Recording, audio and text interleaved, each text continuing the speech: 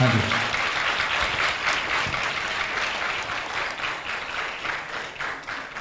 आप सभी का स्वागत है। हिम्स हॉस्पिटल की प्लान किया कि चलो यहाँ पे आएंगे। याद रखिए कि आपने ईपीएम की ट्रेनिंग ली है, यू नो वेल, आपसे अच्छा कौन जानता है। लेकिन हमारे लाइव में और भी ऐसे पार्टिसिपेंट हैं जिनको ईपीएम की ट्रेनिंग नहीं है, कॉमन मैन भी है, उनके लिए बता रहा हूँ। पूरे दुनिया में अगर कोई एक तरीका है जिससे पेशेंट की डायलिसिस रुक सकती है, ट्रांसप्लांट रुक सकती है, तो वो तरीका है जो आप लोगों ने सीखा है, that is hot water immersion therapy, जो हम हिम्स हॉस्पिटल में करते हैं, राइट। तो हिम्स हॉस्पिटल का अगर आप देखें, अभी ये आप देख रहे हैं कि ये सारे पेशेंट्स हैं और हॉट वाटर इमर्शन थेरेपी चल रही है। आप सबको पता ही है बिकॉज आपने इसकी स्पेशल ट्रेनिंग ली है। और ये while they are in the water tub, जबकि अब वो इसके अंदर हैं, उनका सेल्फ डायलिसिस शुरू हो चुका है। सेल्फ डायलिसिस ऑलरेडी चल रहा है, जो कि आप देख रहे हैं यहाँ पे। यानी कि इन पेशेंट को अगर इस तरह से 2-2 घंटे यहाँ पे लगाते हैं तो बॉडी के अंदर जो जमा फ्लूइड है, एक्सेस फ्लूइड है, एक्सेस क्रिएटिनिन है, एक्सेस यूरिया है, वो सारा कुछ बॉडी से निकलता है, राइट। तो ये एक सिस्टम है इसकी, ये कैसे निकलता है, क्या होता है, ये सब कुछ कॉमन मैन के लिए मैं बताऊँगा।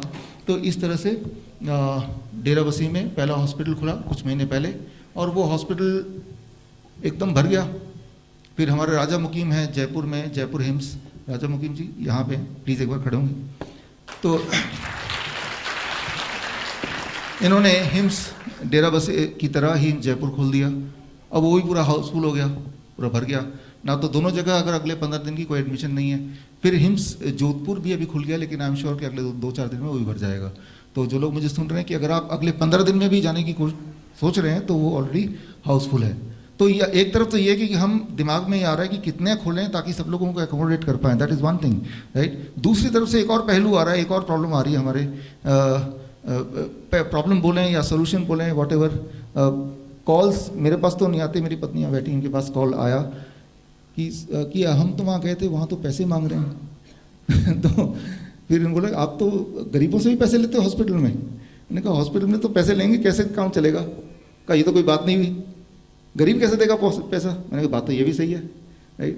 लेकिन पैसे के बिना हम एडमिशन लेंगे तो बाकी लोगों को हॉस्पिटल में जो डॉक्टर है और बाकी स्टाफ है, क्या आप पैसे के लिए जीते हो। तो ये एक दुविधा थी कि हमारे अभी आचार्य जी बता रहे थे कि लोग बड़े उम्मीदों से आते हैं, अलग अलग दूर दूर से आते हैं। और ऐसे में आप आइए हमारे हॉस्पिटल सेटअप में, देखिए कि वो एक्सपेंस कुछ ना कुछ पैसे से ही चलता, हर चीज़ की everything we have to buy, right. तो और पैसे नहीं लेंगे, जो हम लेना चाहते नहीं, तो काम चलेगा नहीं, और लेंगे तो बात थोड़ी गड़बड़ हो जाएगी। फिर यहाँ मानस समर्थ भी बैठे हैं, कहाँ मानस समर्थ, हाँ ये कल फ़ोन कर रहे हैं, क्या सर वो हमने पेशेंट भेजा था, वो बोल रहा है कि वो आयुर्वेदिक दवाई ली है, उसके पैसे लिए। अरे भाई दवाई हमारे घर पे नहीं है, वो तो कहीं से जड़ी बूटी है। तो मतलब ये है कि दिमाग में ये बात तो रहती है हमारे कि कोई ऐसा तरीका है जिससे इंसान को पैसे भी ना देने पड़े और ठीक हो जाए, राइट। तो वो तरीका अपने आप ही इवॉल्व होता रहा। तो आज उसी तरीके को हम आपके सामने रख रहे हैं कि क्या तरीका करें कि लोगों को पैसा ना देना पड़े, वो ठीक हो जाए फास्टेस्ट तरीके से ठीक हो जाए, सेफेस्ट तरीके से। इलाज वो होना चाहिए जो फास्टेस्ट हो, बिल्कुल फास्ट, सेफेस्ट हो, कोई साइड इफेक्ट ना हो कम से कम उस इलाज के चक्कर में, एविडेंस बेस्ड हो, जो पहले साबित हो चुका हो, कोई एक्सपेरिमेंट ना हो, राइट। जीरो कॉस्ट या बिल्कुल लो कॉस्ट हो, इतना लो कॉस्ट की गरीब से गरीब भी अफोर्ड कर पाए बिना किसी मुश्किल के, and it should be accessible and available, right. हम बोलते हैं हमारे हॉस्पिटल में आ जाओ, डेराबस्सी आ जाओ, जयपुर आ जाओ, जोधपुर आ जाओ। अब जो दूर बैठा है उसके पास इतने पैसे नहीं कि वहाँ से वहाँ तक आएगा, राइट। हम कितने हॉस्पिटल खोल देंगे, 100, 200, 1000, 2000, कितने हॉस्पिटल खोल देंगे। तो यहाँ पे हमने एक सोल्यूशन निकाला है और वो सोल्यूशन चल पड़ा है, और वो चल पड़ा है तो वो I am very excited to show that कि किस तरह से ज़ीरो कॉस्ट हॉस्पिटल खोला गया और वो चल रहा है, लोग ठीक हो रहे हैं। और मुझे लगता है कि अगर ऐसा हो जाए तो एटलीस्ट देखिए, कोई इंसान कब तक ज़िंदा रहेगा ये हमारे हाथ में नहीं है, लेकिन जब तक ज़िंदा है कम से कम पेनफुल ना रहे वो ज़िंदगी, ये हमारे हाथ में, ये मैं आपको बता सकता हूँ। ये मैं इसलिए बता सकता हूँ क्योंकि देखिए, जब भी कोई बीमारी होती है, बीमारी कोई कॉम्प्लिकेटेड चीज़ नहीं है, बीमारी is nothing very very complicated. हाँ सर, तो बीमारी क्या है और कैसे हम ठीक करते हैं ये समझना आपके लिए बड़ा आसान है। माइक आ जाओ, माइक वैसे पकड़ो, यही चल रहा है, आ जाओ, इसी को पकड़ो, आ जाओ। तो आप देखिए, मान लो ये ह्यूमन बॉडी है, ये आपका मुंह है, ठीक है ना। मुंह से नाक से ब्रीथ करते हैं, मुंह से खाते हैं, वो आपके बॉडी में जा रहा है।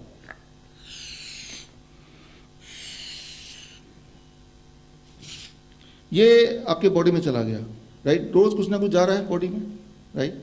और जो बॉडी में जा रहा है, साथ में आप यूरिन पास कर रहे हैं, अगर हम किडनी के कॉन्टेक्स्ट में बात करें, राइट, तो वो बॉडी से जो चीज़ नहीं चाहिए बॉडी से निकल भी रहा है, राइट। या फिर आपके पसीने से निकल रहा है, या आपके स्टूल से निकल रहा है। एक बैलेंस बना हुआ है ना, कुछ बॉडी में जाएगा और कुछ बॉडी से निकलेगा, तो एक बैलेंस बना है, राइट। उतना जितना कि ये बलून सह पाए, मतलब कि आपका बॉडी उतना स्ट्रेस ना हो जाए कि बलून की तरफ फट जाए। लेकिन आप सोचिए कि ये आउटलेट बंद हो जाए, ये आउटलेट बंद हो जाए, लेकिन ऊपर से खाना जा ही रहा है, राइट। और एक दिन, 2 दिन, 3 दिन आउटलेट बंद है, फिर तीसरे दिन भी, फिर चौथे दिन भी आउटलेट बंद है।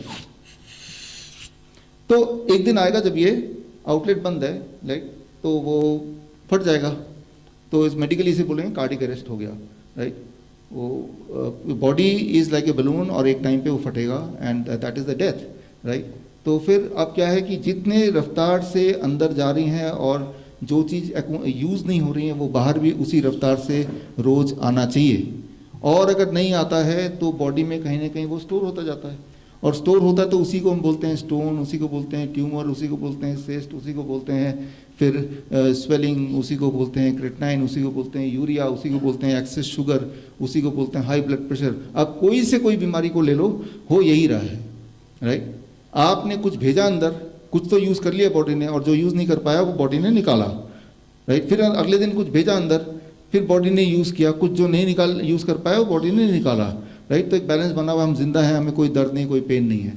लेकिन जो लोग बीमार हैं, जिनको बीमारी बोलते हैं, वो क्या होता है कि वो बॉडी निकाल तो रही है लेकिन कम निकाल रही है, राइट। ज़्यादा जा रहा है, निकल कम रहा है। तो जो एक्सेस है वो बॉडी फिर कहीं ना कहीं मैनेज करती है, स्टोर करती है। वो कहीं भी स्टोर करती है तो उससे जुड़ के एक बीमारी होती है।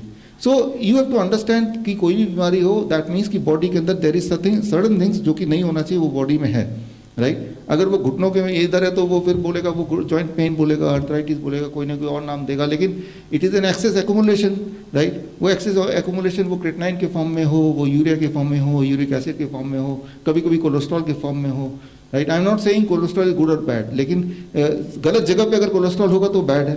कैल्शियम गुड और bad, I am not saying that, लेकिन कैल्शियम गलत जगह होगा तो वही स्टोन बन सकता है, सही जगह हो तो हड्डियां मजबूत हो सकती हैं। तो कोई भी न्यूट्रिशन गलत और सही तो होता नहीं है, राइट। वो कौन सी जगह पे है, दैट डिपेंड, उस पे निर्भर करता है कि वो आपके लिए काम करेगा या आपका नुकसान करेगा, दैट्स इट।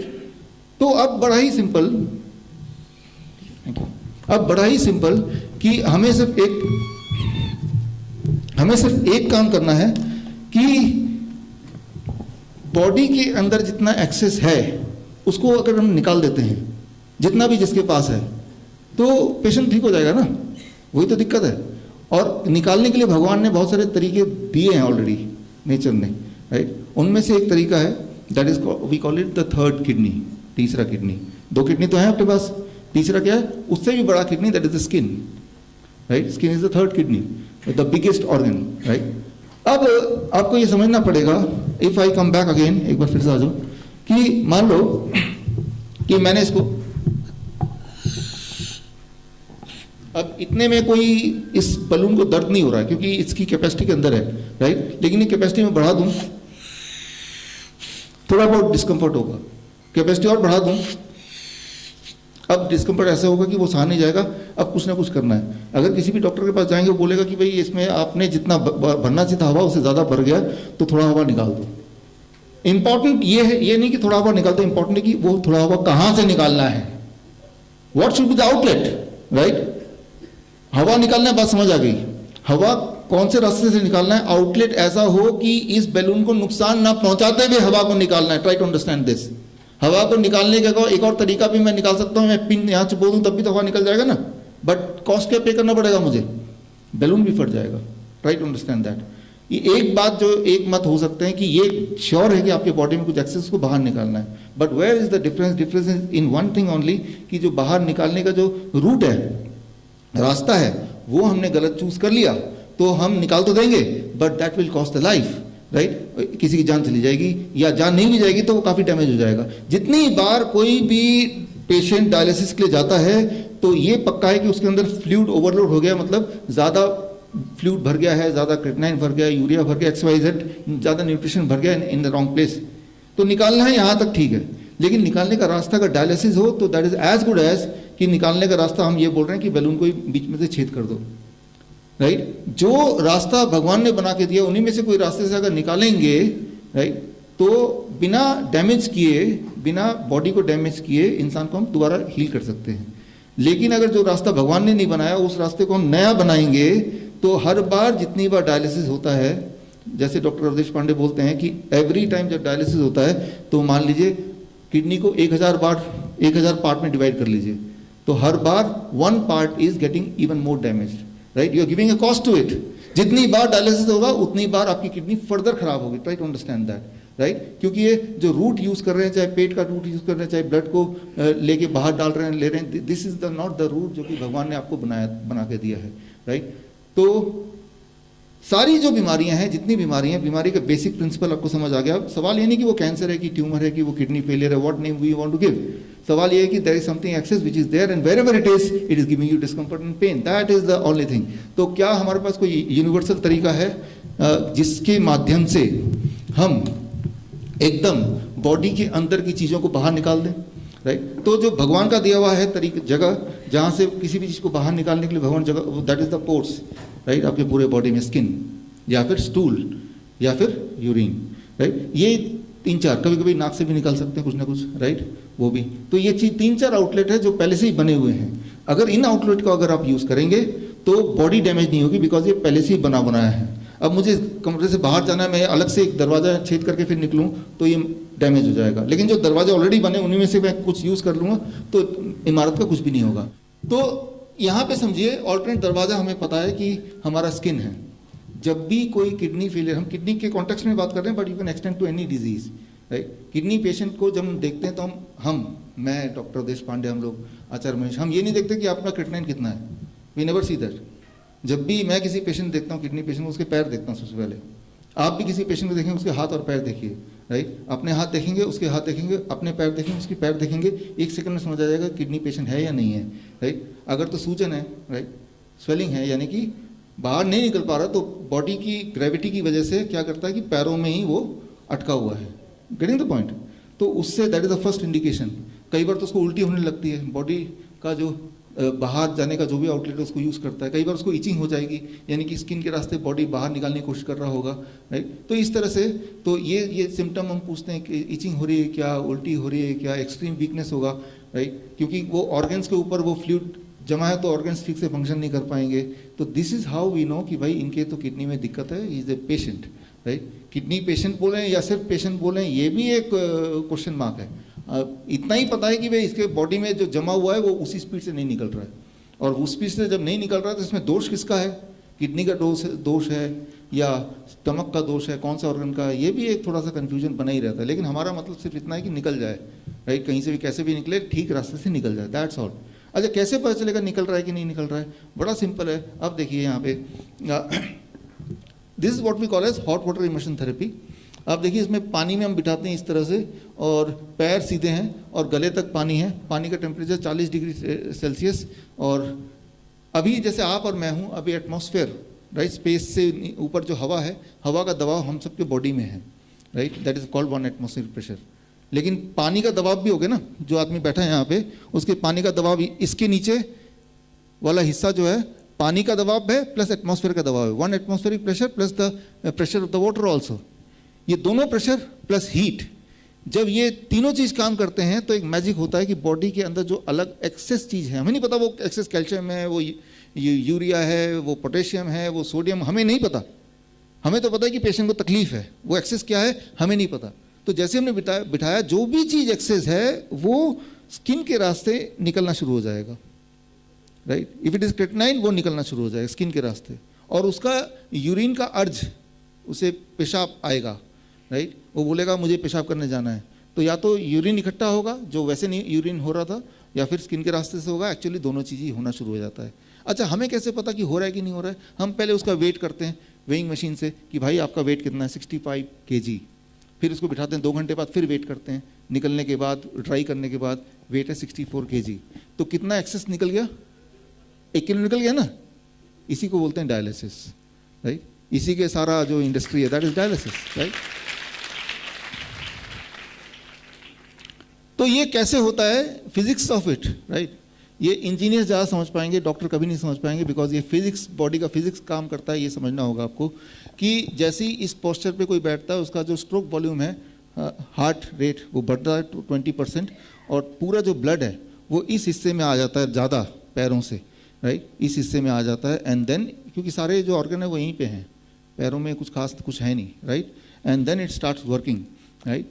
तो ऐसा होने के बाद बॉडी की केमिस्ट्री काम करने लगती है। There are certain kind of chemical जो बॉडी में कम होने लगते हैं, certain other kind of chemical जो बॉडी में बढ़ने लगते हैं, राइट। इन केमिकल के नाम क्या है, कैसे होता है, वो एक अलग विषय है, will not go in detail, right. जिनको डिटेल में जाना है तो यहाँ पे ये बुक है, बुक के लिंक में जाएंगे, डिटेल में पता चल जाएगा।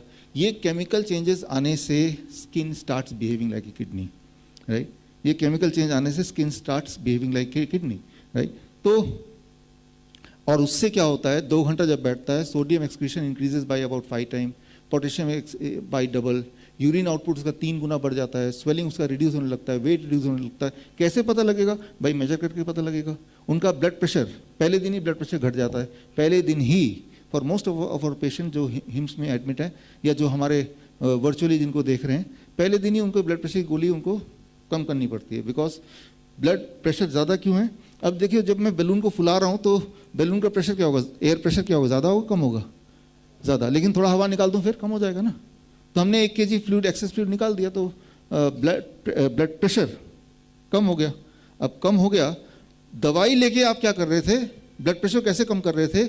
आप हार्ट को मजबूर कर रहे थे कम फंक्शन करे, ऐसे आप ब्लड प्रेशर कम कर रहे थे। Do you want that, right? लेकिन हम क्या कर रहे हैं, हम वो जो ब्लड प्रेशर कम ज़्यादा होने का जो बेसिक कारण है, try to understand, excess fluid, उसको हटा दिया। 1 kg वो हट गया, और वो पता भी चल रहा है आपको, जिसका जितना ज़्यादा फ्लूइड ओवरलोड होगा उसका वेट उतना ज़्यादा गिरेगा। मान लो किसी, जैसे मैं हूँ, मेरा फ्लूइड ओवरलोड ऑलमोस्ट नील है, तो मेरा वेट हो सकता है 200 ग्राम ही गिरे, राइट। तो जो कोई 2 kg भी गिर जाता है, 3 kg भी गिर जाता है 2 घंटे के अंदर, राइट। तो इससे जो भी चीज आपके बॉडी में जिस मात्रा में भी एक्सेस है, we do not know, we can not calculate, ये हमारे बस की बात नहीं है। लेकिन हमारे बॉडी को ऑलरेडी पता है। हमको बॉडी को उस सिचुएशन में डाल देना है कि बॉडी अपना काम करना शुरू कर दे, right. We have to just do this. हमें बॉडी को सपोर्टिंग सिस्टम पे लाना है, हम खुद बॉडी की इंजीनियर ना बन के बॉडी को माहौल देना है, right. So this is what we have been doing, जो हम करते हैं अपने पेशेंट को। और ये सिर्फ किडनी पेशेंट की बात नहीं कर रहा हूँ, ये सारी चीज़ जब एक्सेस होता है तो वो किडनी पेशेंट नहीं, वो कैंसर पेशेंट भी बन सकता है, वो हार्ट पेशेंट भी बन सकता है, क्योंकि बीपी हाई हार्ट पेशेंट का भी होता ही है, राइट। तो अब देखिए व्हाट एल्स, जब हम किसी को हॉट वाटर इमर्शन में बिठाते हैं तो एक और फायदा हो जाता है कि अगर उसका पार्किंसन है तो वो भी ठीक हो जाता है, अल्जाइमर है तो वो भी ठीक हो जाता है, जो न्यूरो डीजेनरेटिव डिजीजेज हैं, डिप्रेशन में वो ठीक होने लगता है। क्योंकि जितनी सारी डिजीजेज, मैंने अभी आपको उदाहरण देके बताया, कोई भी डिजीज ले लें, अगर उसके बॉटम में जाएंगे तो आपको दिखेगा कुछ ना कुछ एक्सेस है। For example diabetes, what is the thing which is excess, है ना। तो कोई भी बीमारी का नाम ले लो, उसके अंदर आपको पाएंगे कि कोई चीज जो एक्सेस है। अच्छा, उस एक्सेस शुगर को हटा दें तो क्या डायबिटीज रह जाएगा? No, right. तो लेकिन कितना शुगर एक्सेस है, we do not know, right. हमें अंदाजन से बोल रहे हैं, जब हमें कुछ पता ही नहीं है तो हमें सपोर्ट करना है, let the body do, right. तो जो डीजेनरेटिव, न्यूरो डीजेनरेटिव डिजीजेज हैं, right, Parkinson, Alzheimer, depression, right, या मस्कुलर एट्रोफी, मस्कुलर डिस्ट्रोफी, ये सारे जो नाम हैं जिसमें मसल बिल्कुल कमज़ोर हो जाते हैं कि पेशेंट चल भी नहीं पाता है, धीरे धीरे विकलांग हो जाता है पूरी तरह से। छोटे बच्चे भी होते हैं इसमें, राइट। तो यानी कि जो चीज़ एक्सेस में है बॉडी में, वो मसल्स को खा रही है, मसल्स के बीच में उसको काम नहीं करने दे रही है। तो वो क्या एक्सेस है वो हमें पता नहीं है, बट हमने एक ऐसा माहौल दे दिया उसको कि बॉडी ने उन चीज़ों को निकाल दिया। इसका मतलब ये है कि जब हॉट वाटर इमर्शन में कोई जाएगा, हमारे पेशेंट आते हैं, वो किडनी पेशेंट ठीक होने, आपने उस दिन हम देख रहे थे, लेकिन किडनी पेशेंट बोलते हैं हमारे तो डायबिटीज़ भी ठीक हो गई, इसके लिए तो हम आए नहीं थे। अगर कोई मुझे ऐसा बोले कि मैं किडनी पेशेंट हूँ, मेरा सिर्फ किडनी ठीक करना, डायबिटीज़ खबरदार हाथ मत लगाना, राइट, वो वैसे ही रहना चाहिए। नॉट पॉसिबल, हो ही नहीं सकता, right. Diabetes has to get cured, right. क्योंकि जब वो किडनी, जब हम इसमें बिठाएंगे तो क्या करेगा कि एक्सेस चीज़ों को निकालेगा, राइट। फिर वो बोलता है मेरे घुटने की दर्द भी नहीं हो रही, जो होता था रोज। अच्छा कितने दिन लगेंगे? पहली बार में, पहली बार ऐसा नहीं कि पहली बार 100% क्योर हो जाएगा उसके घुटने, लेकिन इतना हो जाएगा कि वो रियलाइज करेगा कि मेरा दर्द का जो इंटेंसिटी है कम हो चुका है फर्स्ट टाइम में, राइट। लेकिन बॉडी के दोबारा अगले दिन दोबारा उसको एक्यूमुलेट भी कर रहा है, इसलिए रोज दोबारा करना पड़ता है कुछ दिनों तक। कितने दिन तक विल कम टू दिस। अब देखिए, जब भी किसी इंसान को